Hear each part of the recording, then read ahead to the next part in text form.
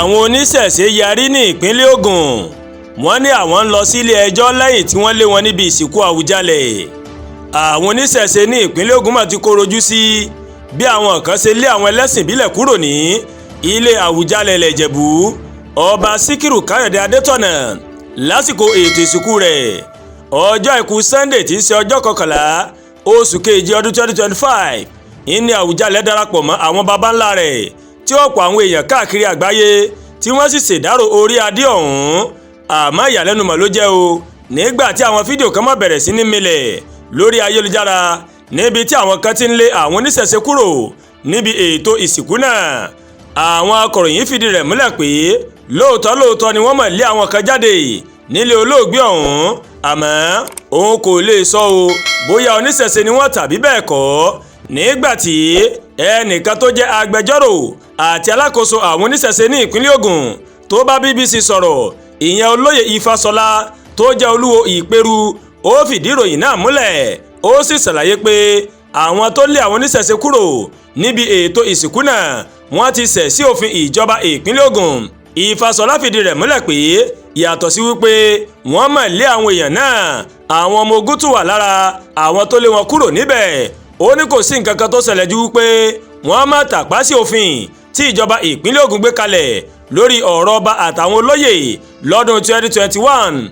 Gbogbo àwọn oníṣẹ̀ṣe ilẹ̀ Yorùbá tó fi mọ́ àwọn ti ìpínlẹ̀ Ògùn àti Ìjẹ̀bú Òde tí ọ̀rọ̀ yìí ti ṣẹlẹ̀ a máa lọ sílé ẹjọ́ o láti lè ṣe àmúlò òfin yẹn gangan, láti lè kọjú ìjà sí gbogbo àwọn tó ṣe nǹkan tí wọ́n ṣe ní ìjẹta yẹn, nítorí èèwọ̀ ni o, ó dẹ̀ lòdì sí òfin. Nǹkan tí òfin sọ ni wípé ètò ìṣẹ̀ṣe, ìlànà ìṣẹ̀ṣe àti àṣà wa ó ní wọ́n gbọ́dọ̀ fi jẹ ọba, òun sì ni wọ́n gbọ́dọ̀ fi sin ọba. Ó dẹ̀ wà nínú òfin yẹn wípé wọn kò gbọ́dọ̀ yọ ohunkóhun tàbí gé ohunkóhun kúrò lára ọba o. Àmọ́ gbogbo ètùtù ìbílẹ̀ tó bá yẹ kí wọ́n ṣe òun ni wọ́n gbọ́dọ̀ ṣe. Láti ìgbà tí ọba ti wàjà, wọ́n gbọ́dọ̀ ṣe ètùtù náà sí ara òkú ọ̀hún kí wọ́n tó sin o. Agbẹjọ́rò náà ó sọ síwájú sí wípé ó mọ̀ di dandan kí wọ́n ṣe ètùtù tó yẹ kí wọ́n ṣe sí ara olóògbé náà, bí bẹ́ẹ̀ kọ́ ewu ń bẹ lóko lóńgẹ ilẹ̀ Ìjẹ̀bú. Ó ní èèwọ̀ ni o, èèwọ̀ ni ẹ̀mẹ́ta ló sọ. Ó ní àjàkálẹ̀ àrùn gidi ni, oríṣiríṣi nǹkan ó ló máa ṣẹlẹ̀, nítorí náà ó ní a ṣe gbọ́dọ̀ ṣe é. Ifásọlá ṣàlàyé wípé èrèdí rèé tí wọ́n gbọ́dọ̀ fi ṣe ètùtù tó yẹ láti dènà nǹkan burúkú tó lè ṣẹlẹ̀ nítorí àìṣe.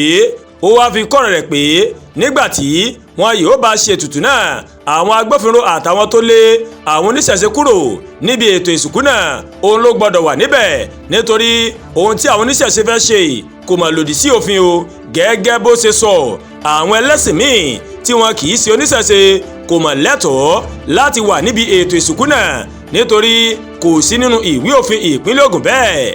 Ó wá fìdí rẹ̀ múlẹ̀ pé àwọn ìmáàmù tó lọ kírun sí ara olóògbé náà wọ́n ti tàpá sí òfin, nítorí òfin ìpínlẹ̀ Ògùn lórí ọ̀rọ̀ ọba kò fààyè gba àwọn ẹlẹ́sìn mùsùlùmí láti lọ kírun sí ara ọba, yálà ó jẹ́ Awujalẹ tàbí ọba míì. Ifásọlá wa parí rẹ̀ pé ọ̀nà àbáyọ kan ṣoṣo sí ọ̀rọ̀ yìí ni kí wọ́n gba àwọn oníṣẹ̀ṣe láàyè láti ṣètùtù tó yẹ kí wọ́n máa ṣe o, àti wípé ìjọba gbọ́dọ̀ gba òfin láàyè láti ṣiṣẹ́ o kí irú nǹkan bẹ́ẹ̀ kó má bàa wáyé mọ́ ní ọjọ́ iwájú o. Àdúrà gba Olúwa Tóyìn ló ń kàròyìn sí létí o láti kàn ní Eyayoruba World TV.